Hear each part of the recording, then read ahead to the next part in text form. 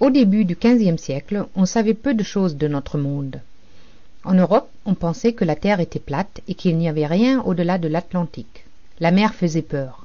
Les pêcheurs s'éloignaient peu de la côte. Leurs petits bateaux étaient trop fragiles pour affronter une mer agitée. Par curiosité et esprit d'aventure, certains souhaitaient explorer cet espace inconnu et savoir ce qu'il y avait au-delà de ces masses d'eau. Mais leurs bateaux n'étaient pas aptes à cette aventure. Les vents dominants de l'ouest créaient beaucoup de difficultés pour avancer vers ces zones inconnues. Alors, au Portugal, dans les ports face à l'Atlantique, naissent des chantiers navals où se construisent des bateaux de plus en plus perfectionnés pour la haute mer. Les coques des navires devenaient plus solides et les voiles mieux élaborées. Vers 1450, un nouveau type de bateau était né, la caravelle.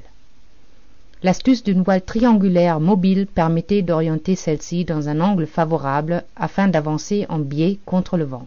Par manœuvres successives, la caravelle pouvait ainsi remonter au vent en zigzag.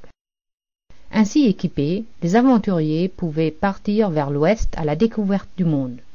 Ne voyant plus la côte, leur seul guide et point de repère étaient les étoiles. L'observation du ciel permettait de s'orienter dans ce désert marin. En 1492, Christophe Colomb et sa flotte de caravelles a traversé l'Atlantique en 36 jours et découvert un nouveau continent, l'Amérique.